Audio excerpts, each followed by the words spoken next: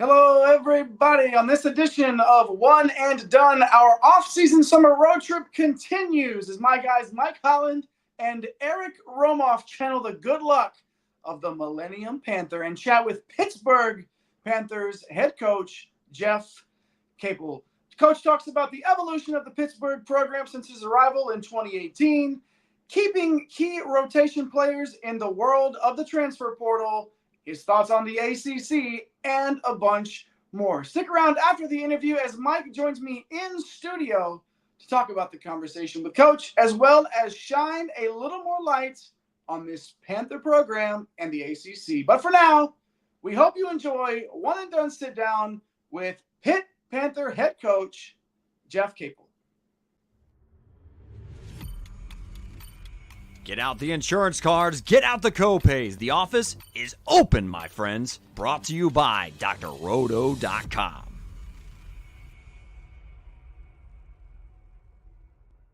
Pleasure to introduce today's guest on the One and Done show. He is the head coach of the Pitt Panthers basketball program. That is Coach Jeff Capel. Coach, thanks for joining. How are you? I'm doing great. Really appreciate you guys having me on. We are absolutely thrilled that you are here joining us today.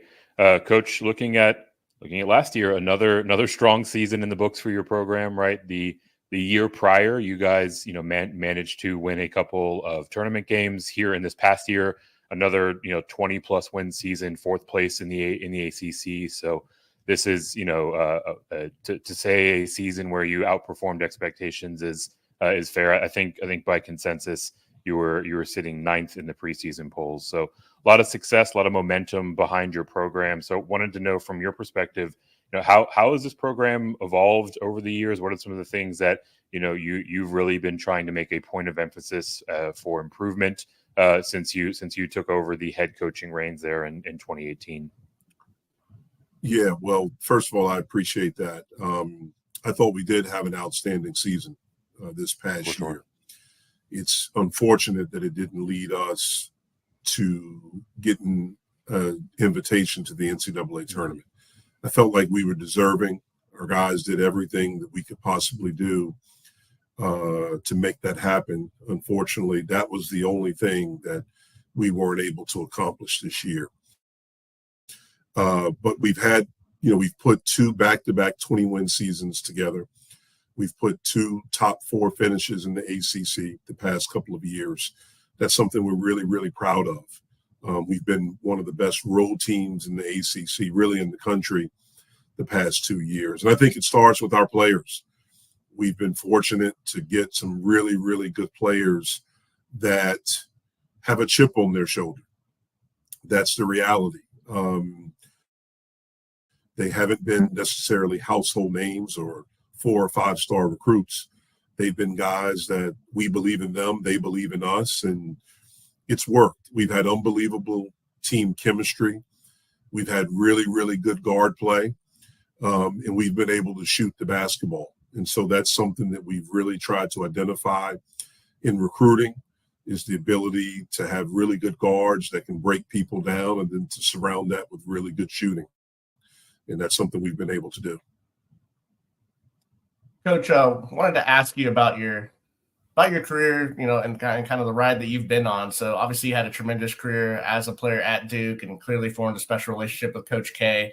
As a player and an assistant, you've also spent time as a head coach at Oklahoma and VCU. So I'm interested to know, what are some key lessons or insights you've gained over your experiences that have helped you in your current role? Yeah, well, I think all of the experiences have helped me. From being a player, I was at Duke during a really interesting time when I played. My first year, we played for the national championship. We lost in the finals to Arkansas. So you go from kind of the highest of the high. We won the ACC regular season. We were really good. My sophomore year, we were bad. It was maybe the worst team ever at Duke. We were 2-14 in the conference, 13-18 overall. And so my last 2 years, we had to fight. We had to learn how to fight again and to get out of that. And probably the thing I'm most proud of during my playing career at Duke was my senior year. We won the ACC regular season. And we did it with a team that wasn't as talented as some other teams, but we had a chip on our shoulder. And we were unbelievably together. and we could shoot. All of us could dribble, pass, and shoot. And I think I've tried to take that with me, that experience with me when I became a head coach. You know, I was fortunate and lucky to become a head coach at 27 years old. I was the head coach at VCU for 4 years. And there I had some really, really good players. And they helped me figure out, you know, my philosophy of how to coach and things like that. And because of the success that we had there, I was able to become a head coach at a Power 5 at 31 years old. I was the head coach at Oklahoma. And my first year was a little bit rocky, you know, taking over a program that was a little bit mired with some NCAA stuff. And we had to improve the talent, but it was an unbelievable culture that was left from Kelvin Sampson, of toughness, of physicality, of defense, and rebounding. And then we were able to piece together talent. And a big piece, we were able to sign Blake Griffin, and that changed everything. And the 2 years that he was there, we were, I think, as good as any team in the country. You know, my third year, we're in the Elite Eight, and then it came crumbling down. My last 2 years there, we struggled. And I learned a lot. There were a lot of mistakes, a lot of things that I didn't do well that caused the program to kind of fall apart. And I was fired. And I got very lucky to be able to be hired by my college coach, Coach K, and to go back to Duke. And I think my growth there, you know, just how much I learned during my time there, not just from Coach, but from Chris Collins, who's the head coach at Northwestern, Steve Wojciechowski, who was the head coach at Marquette, now is the head coach in the G League. They were teammates of mine when I played. And having a chance to work with all three of them, obviously Coach K, but those two guys, I learned so much.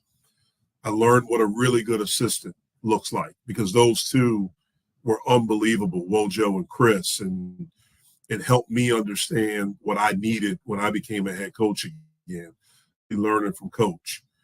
And my first 4 years here, man, we struggled. I knew I was taking over a program that was very down.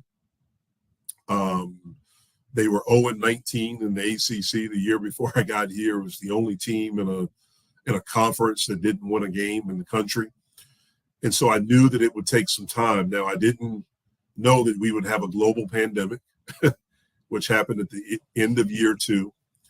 And I didn't know that the landscape of college athletics would completely be turned upside down with the one-time transfer and then with name, image, and likeness. And so where at VCU it happened a little bit faster, in year 2 in both programs, we had flipped it and we're in the NCAA tournament. It took a little bit longer here. But to be honest with you, I'm probably more grateful for that because of the lessons that I learned throughout the first 4 years. I think that helped us in year 5 and year 6, which was this past year. And I think my hope is that we've created a foundation where we're able to have sustained success, not just a couple of years. Absolutely. And for anyone who has been paying attention, it is abundantly clear that you have done a fantastic job of picking and pulling different experiences from the road that you've traveled. And it's now left you with a very well-rounded approach that, for my money, has a lot to do with the success and the momentum that your program is building here. So checking in today with Jeff Capel, head coach of the Pitt Panthers.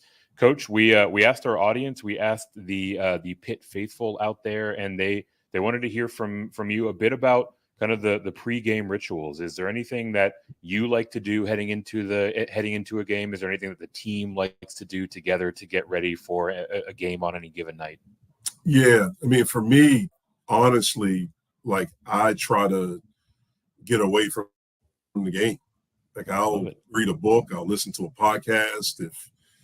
If I'm in here at home when we play in the area where I am before a game, an hour and a half before the game, 2 hours, like I'll watch other games. I try to take my mind off of the game and just try to, decompress, relax. I've made notes as I've scouted, as it gets closer to game time, I'll go back over those and look at those and, kind of get my thoughts together of kind of the final message that I want to say. But it depends. I'll listen to music. I'll listen to a podcast. I'll read a book. I'll watch another game that's being played. That's kind of my ritual. Our guys, they have their own routine that they do. Some get here early and shoot. Some of it revolves around music.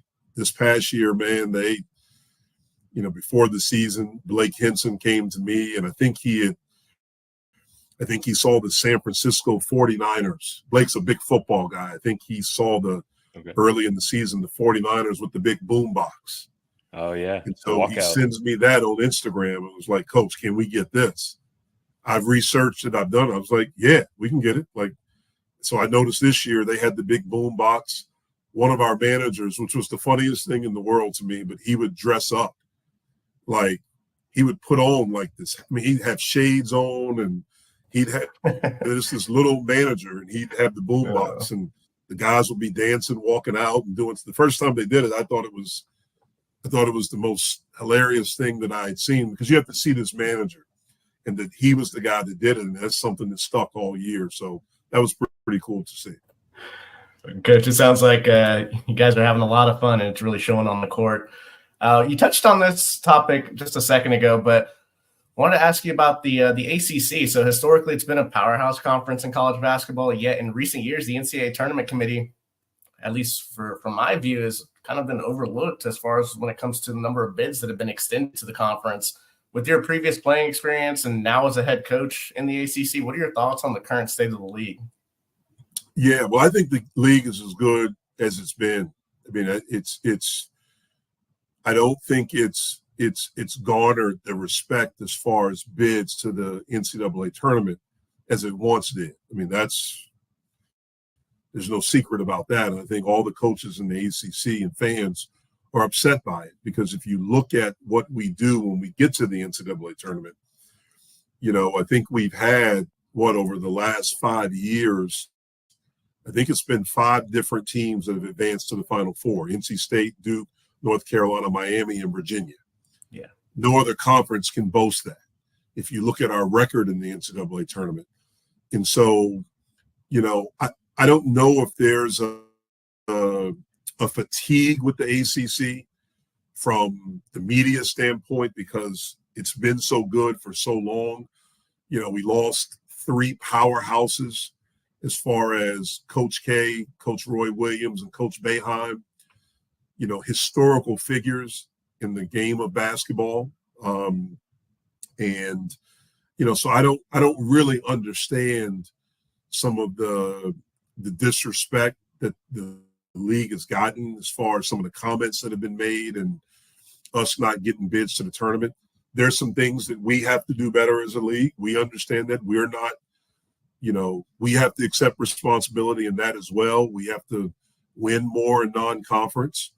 When we have the opportunity, which we have the past 2 years with the SEC Challenge last year, the Big Ten Challenge the year before, we've won overall. And so, but we have to do a little bit better job with how we schedule and winning those games.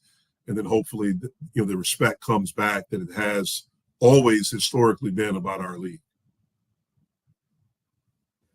Yeah, it definitely will be interesting to see how the dynamics of the selection committee play out. And we're definitely anticipating a season where we see a bit more of an ACC presence in the Big Dance this year. And Pitt Panthers were certainly a big part of that mix. Coach, we've talked a lot, kind of looking backwards, everything that has gotten us to the point where we are today. I want to flip it over and talk about this upcoming season. You've been able to retain a lot of your core roster, right? Guys that were getting big minutes for you, like Leggett, like Lowe. Really, your core is largely intact. So I have kind of a 2-part question for you.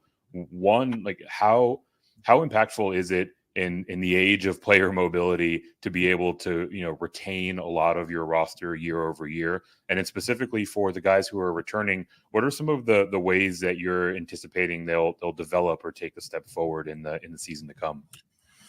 Yeah, well, I think the most important thing is we were able to retain the guys, the majority of our roster, and guys that played heavy minutes. And it's something that we were cognizant of and started trying to prepare for during the season, retention. One of the big things is obviously the playing time and the opportunity and things like that.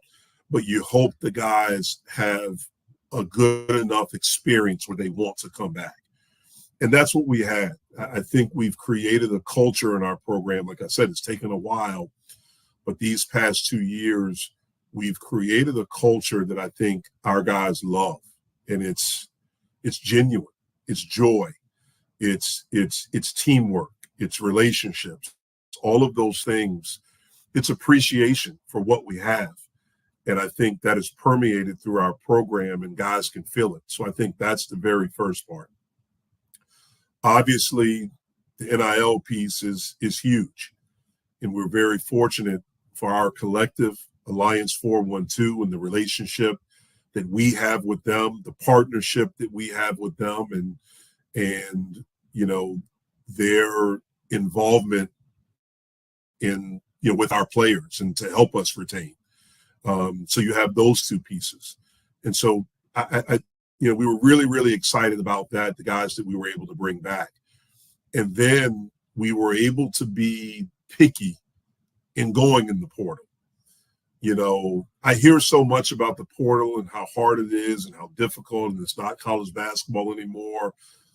It is hard, it is difficult, but you have to embrace it. You have to accept it. I'm a big look. College basketball is very different now. It's very different from what I grew up with, from when I played. Hell, it's different from what it was 5 years ago. But you have to embrace change. One of the biggest lessons I learned during my time at Duke with Coach K, and I think it's why he was the best, he was always able to adapt. You think about when he started at Duke in the 80s, how it was then, and then it evolved in the 90s. It became different. Now guys are leaving school early. So you have to be able to adapt. I think we've done that. And we were able to go out in the portal and sign two guys that we are really, really excited about, in Damian Dunn and Cam Corrin. And then we already had a high school kid that we had signed, a couple of guys that we had signed that we were excited about. And then we were able to go add another piece later. It's not a high school kid. It's a foreign kid from Bosnia that had been a pro. And so I really, really like our roster. I like the makeup.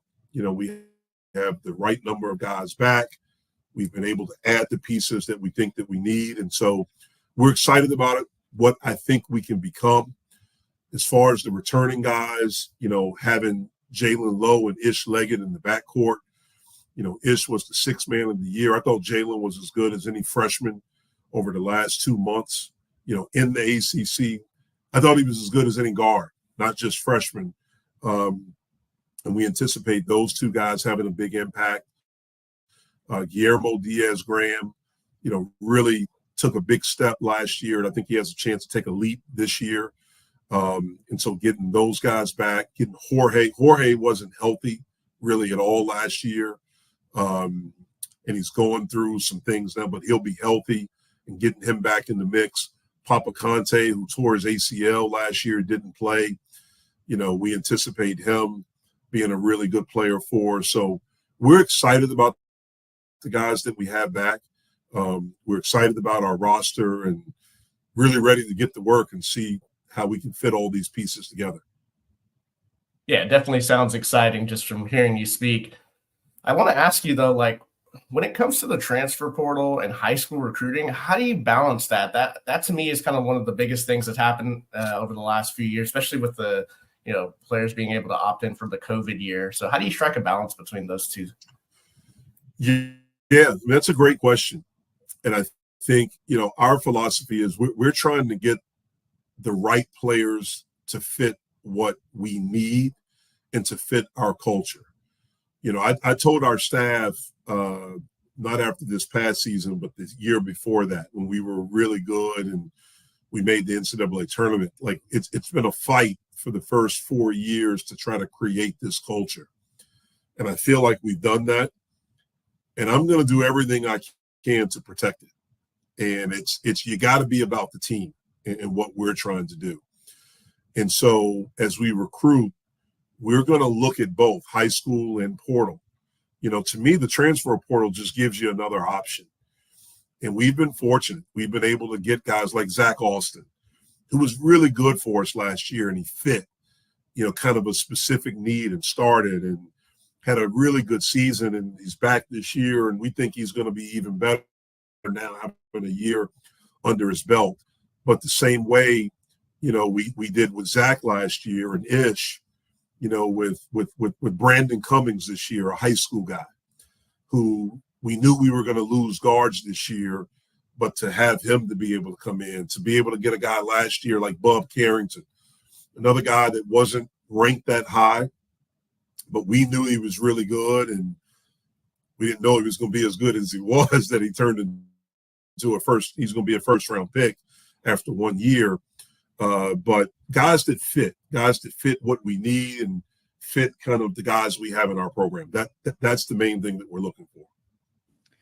Yeah, it seems very much so. Like you've had a keen eye for what you're looking for, what gaps in your roster you're trying to fill, and you've done a very good job of going out and sourcing those types of players and those types of talent. So been putting on a master class in that regard for my money. Last question here before we get you out, Coach. Kind of speaking to the fans directly, like what do you hope they will see from this team when you guys take the court in this upcoming season? What will be sort of the identity of the squad that you're trotting out this year? Yeah, that's a hard question to answer right now, just from the standpoint of we don't have everyone here yet. Once we get everyone here and I'm able to see all the pieces together. But the one thing I will say that I hope our fans see, hope they continue to see a team that they've seen the past 2 years that has played with unbelievable joy, that has been unbelievably together, that's been tough, and that's been fun, and that has a passion and a deep appreciation for wearing that jersey, for representing the University of Pittsburgh and the city of Pittsburgh. I think that's why there's been an organic connection with our program over the past 2 years with our fans, especially our students. And I think that connection comes from a shared experience of having a deep appreciation for our university, for our program, and for what we represent. I think that's something our guys and we as a coaching staff, we don't take that for granted, how fortunate we are to be at the University of Pittsburgh and to be in this city. That is Jeff Capel, head coach of the Pittsburgh Panthers basketball program. Coach, thank you for your time and good luck to you in this upcoming season. It is my pleasure to introduce today's guest on.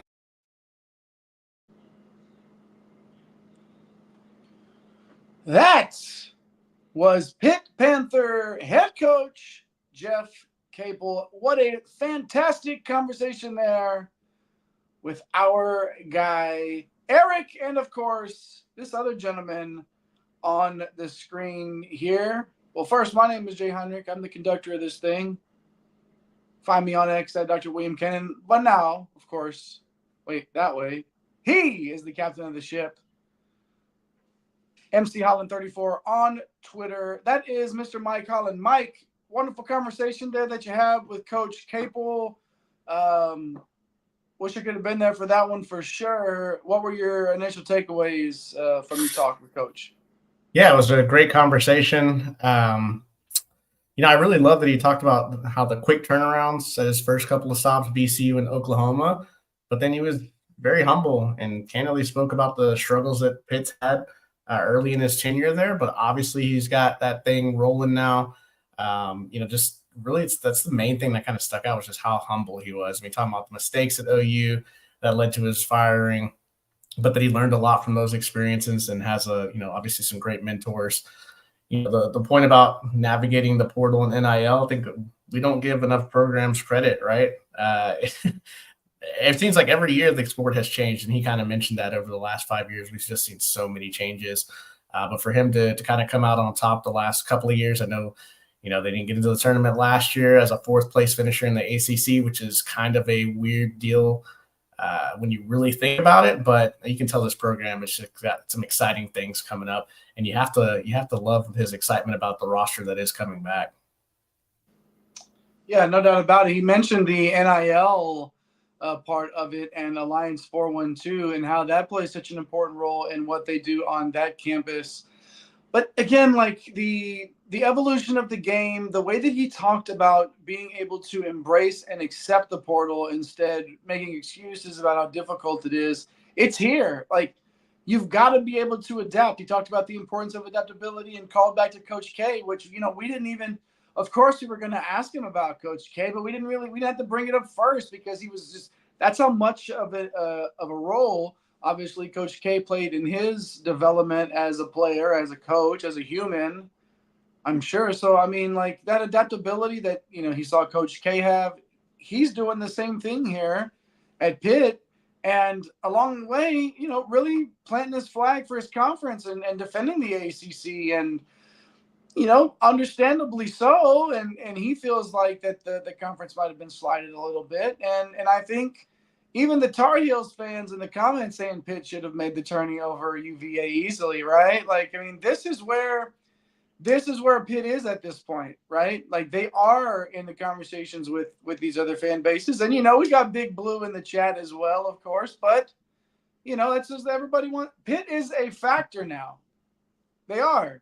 They're a factor. And as long as everything keeps rolling for Coach Capel the way that it is, I feel like he's learned a coach, man, it's so refreshing to hear a coach talk about the mistakes that they made and having to fix those things. Like, it's so few and far between where you just hear a coach speak so candidly about their shortcomings.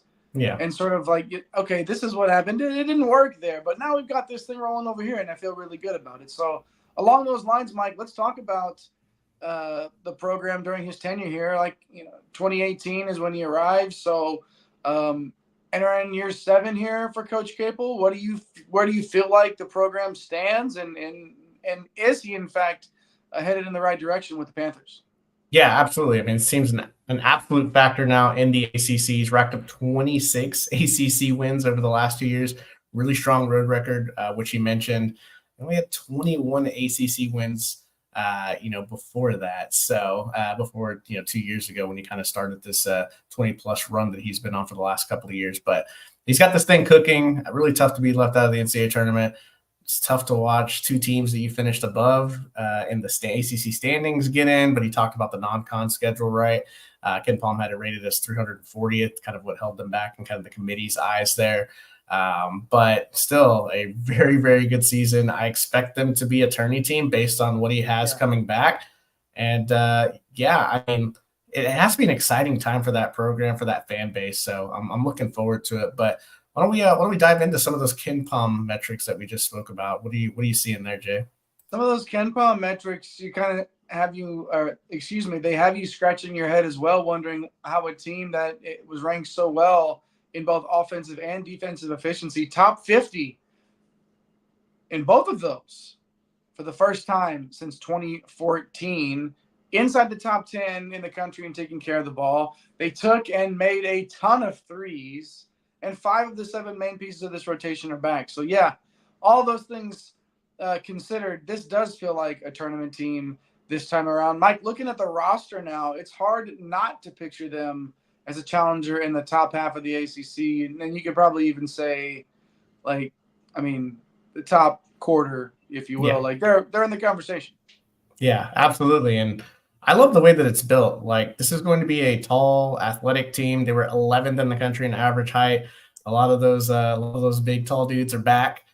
Coach mentioned it, but, Ish Leggett and Jaland Lowe, they're going to be a tremendous backcourt. They have a full year in the system now. That cannot be understated. That's something that kind of goes overlooked from year to year. But Lowe was one of the most underrated freshmen in the country last year. Leggett, he was the 6th man of the year in the ACC. Can really score the ball. And then you bring in a talented scorer like Damian Dunn. Like, yes, he is coming in from Houston, but his time in Temple, man, he was a very, very good scorer. And you can either bring him off the bench or, kind of put him in the backcourt. That's a pretty dynamic player to have there. It's going to be interesting how the front court kind of works itself out. Yes, losing Blake Henson, that does hurt, but there's no shortage of options. I mean, Zach Austin's back. The Diaz-Graham brothers are back. Does coach decide, let's use Austin at the 4 and play smaller but faster? Does he stay with Austin at the 3 and kind of use a jumbo set at the 4 and 5? We've also got to factor in Cam Corrin is coming in, who he's also excited about, that he mentioned in the interview. So a lot of options to go here. There's also some young guys in here. I mean, Papa Conte, He's a former consensus top 75 recruit. He can be a force for them defensively. We'll see what kind of these. He's had some really good experience with getting young guys in early, as you mentioned, Bub Carrington, and making an immediate impact that weren't these top 10 recruits. So just really shows that his player development is so strong. But this team has a lot of depth, versatility. They'll be able to score the ball, and really it's a nice balance, very nice balance between experience and some influx of youth.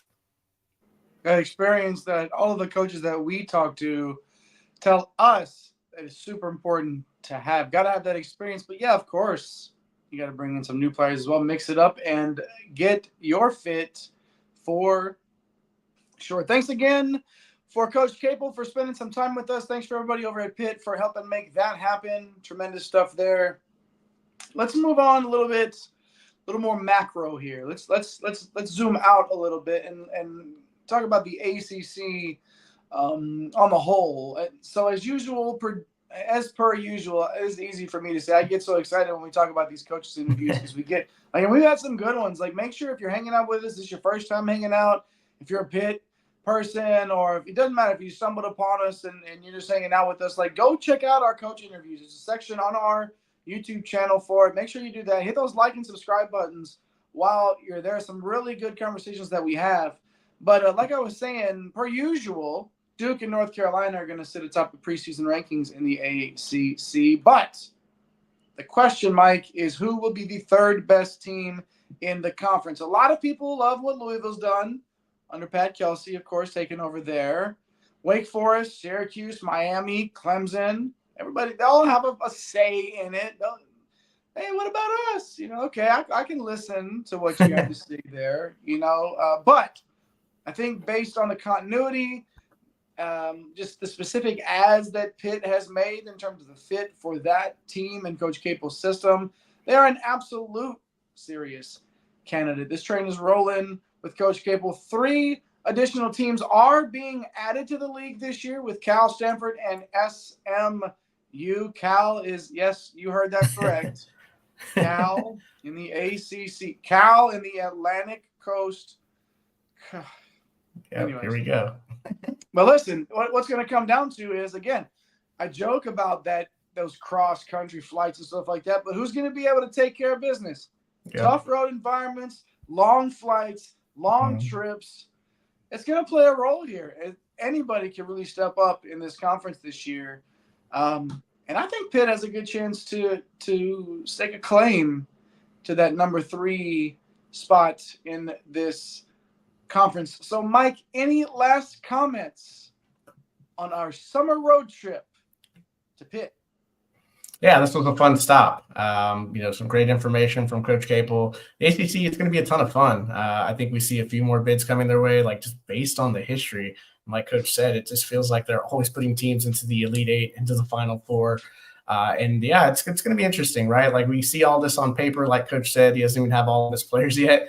So it's a little tough to know exactly what it's going to look like. We can only, kind of project, which we'd love to do here. And then, when it gets down to business, we get to see the games on the court. Obviously staying healthy, developing, which he's done a great job of. That's going to be keys over the next 2 to 3 months as we look toward the fall. But yeah, I'm in agreement with you. I think Pitt, it could even, a few bounces go the right way.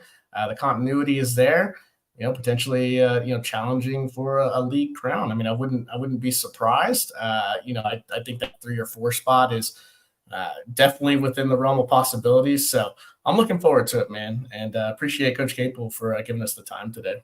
Yeah, definitely. And it's not like we're that many years removed from a certain Carolina blue wearing team not even making the tournament. So again, Crazier things have happened, and Pitt could shake things up for sure. Thanks for Tar Heels for life in the comments, and DN Years as well, our 2 live commenters tonight. No Pitt fans live. That's okay.